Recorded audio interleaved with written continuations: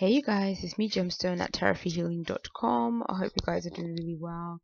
This is your weekly general reading, and I'm going to be using for this reading the Chakra Wisdom Oracle cards by Tori Hartman. And so yes, I'm just shuffling up the deck. See what message it wants to give us for this week. Our first message is Destiny. And with this deck, you can tell what chakra it is associated with by looking at the color around it. And some of them, when they're gray like this, they don't have a chakra. They just kind of like ordinary oracle card. So this one is Destiny. So to me, it's like when I look at this card, it makes me think of what is it that you are here to achieve and do. Like our destiny is basically what gives us purpose, what gives us meaning to our lives. And what I love is that this one, to be honest, it has a little bit of a hierophant kind of feel to it, with like this person here that looks like an elder or looks like some kind of spiritual advisor, and then you have these two people that are almost like listening to them, that are almost like taking their advice or taking their like knowledge.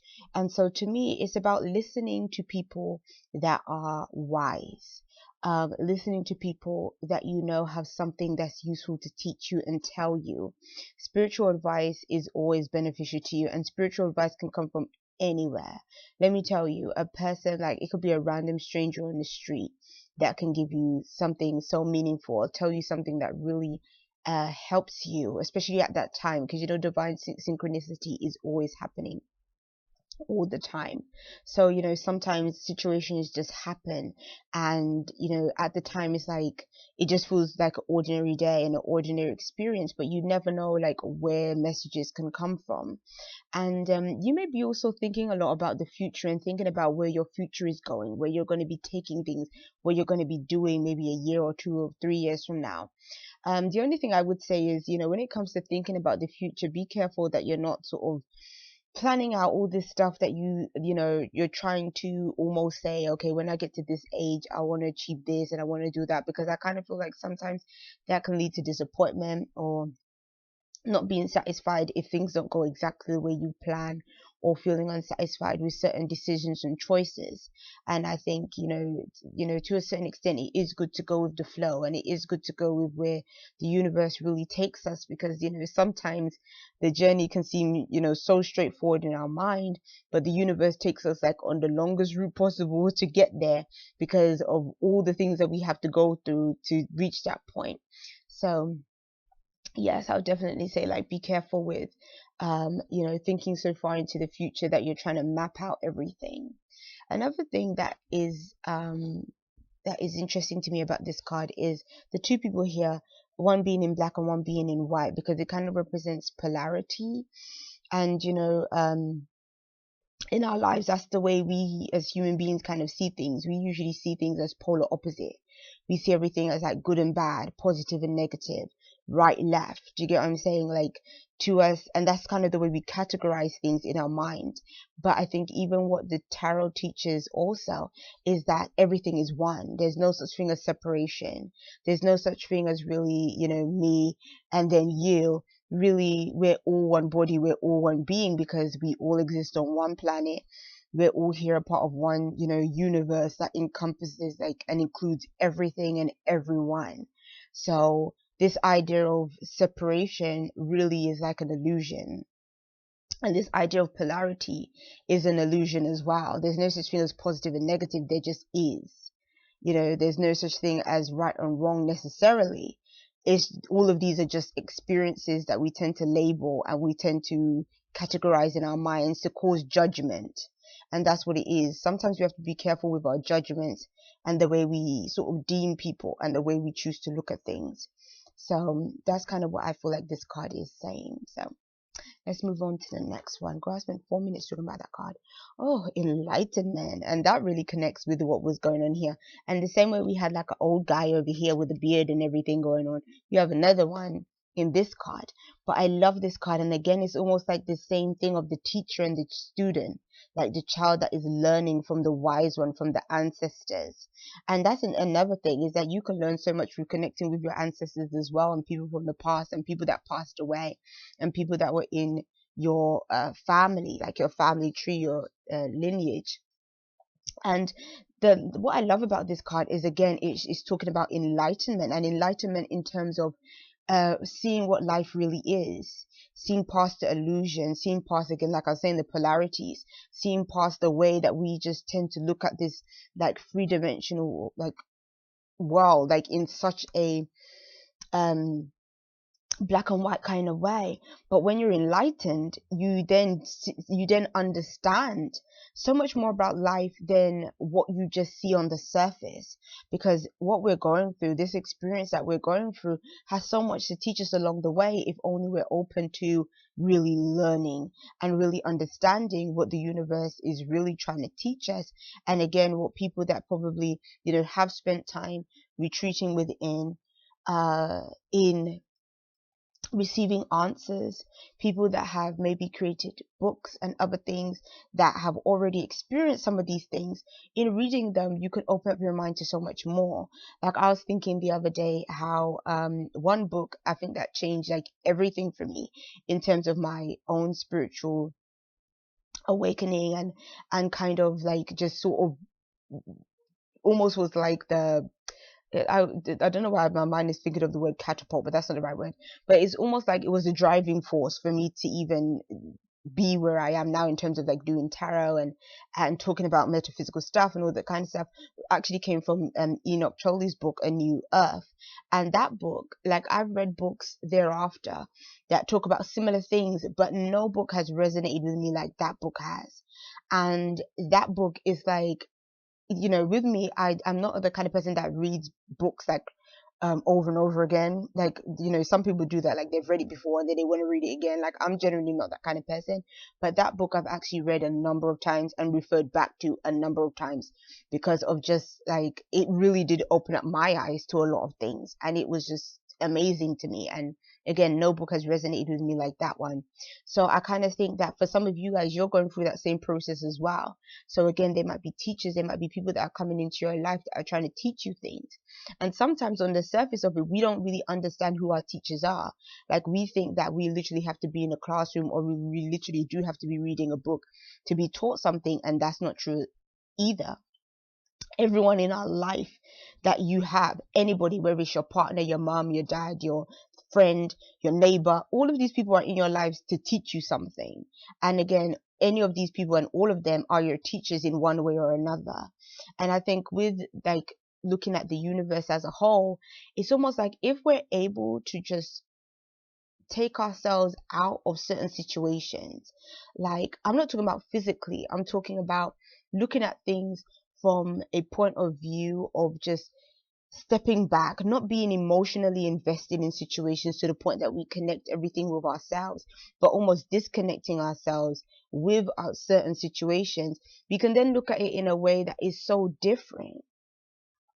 But that's another story altogether, and that's another teaching altogether. And this video will be too long if I go into all of that kind of stuff. But that's kind of what I'm feeling, and I love how it looks so golden. I love gold, because gold represents abundance. So this is like abundance of knowledge. Enlightenment comes from your crown chakra, but this one is actually connected also with the solar plexus.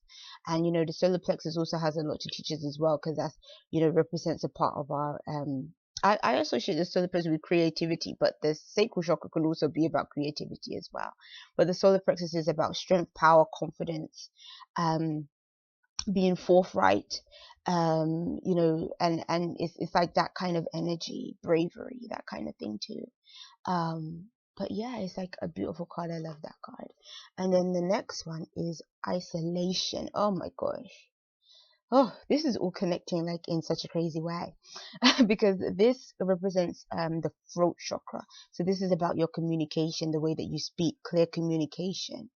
And so isolation could be saying that maybe you have to retreat more into yourself. Again, through processes of enlightenment, we usually have to retreat into ourselves, because it's almost like the hermit energy. The hermit understands. He's looking for wisdom, he's looking for knowledge, but he's searching for it within himself. This is about understanding yourself. And that's another thing that even the tarot teaches in a lesson. Like if you look at all the cards together, there's like hidden messages in the tarot. And like if you step out of using it just for readings, but you actually use it for like your own self, like your own spiritual development, your own personal development, you see that really that's what the tarot kind of is about. It's about self-mastery. And so in that case, it's like you have to retreat more away from people in order to understand self. And that's when you become enlightened. When you can master yourself and you have more understanding of yourself, then you have more understanding of other people. Then you can go further and understand more about, again, more outside things, bigger things outside of just yourself. But like the thing that is so crazy is that really we can spend our whole lives not really understanding who we are, what our purpose is, what we're here to do. And because this card is associated with communication, what I feel like it's saying is sometimes you have to retreat into yourself to later on, when you have the answers, when you've learned something, when you've gained that enlightenment, then like this man is with this child, then you can share it with other people. And then your enlightenment teaches other people and then they can become enlightened. So that's what the whole process is about, of knowledge, understanding, wisdom. And so in all of that going on, I don't feel like I'm getting much else from this card. It says invitation on there, which is quite interesting. Invitation. So maybe for some of you guys, you might even be enlightened in terms of maybe going to a conference of some kind as well, because I'm seeing invitation on this card. But that's kind of what I'm getting with these messages here. And the underneath card is, ooh, facade. This card is talking about don't get caught up in what is not real. And that connects with the message that I was just talking about as well, is that really our whole lives can be based on a facade. The things that we associate with ourselves, even the people that we think that we are, can be a facade. Like, really, especially when you become older, you choose the person that you decide to become in a way. Because, for instance, if you base who you are on what you like and what you're into. And so, the same way I'm here doing tarot, I could decide not to do that. I could decide to do something else and be a completely different person. I could decide that, I don't care for none of this spiritual stuff and decide to live my life like completely oblivious to all of this stuff and just move on with my life. But that would be a choice. So, but then all of that stuff we tend to again associate with ourselves, and we build up this person in our minds of who we think we are. But really, there's so much more than that. There's so much more to who we actually are. And so I feel like, especially being that we've got two yellow cards, these cards are definitely connecting with the solar plexus. And for me, this is just a random like message that is even outside of the cards. But like I was talking about, the solar plexus represents your courage or strength. It could be saying that is something that we have to work on this week as well. Maybe we have to work on our confidence. Maybe we have to work on our own strength. Maybe we feel like our strength might be taken away from others. Like, other people might be taking it away. Like maybe they're trying to make decisions for us, choices for us. It's interesting how in a lot of these cards they have children, like one child or younger person and an adult. Sometimes, with older people, sometimes they want to tell you the way in which you should go. But this is so interesting because this time this old person is guiding this person into the facade. So sometimes it's saying as well, make sure the things that you do listen to and do take on board are actually beneficial to you.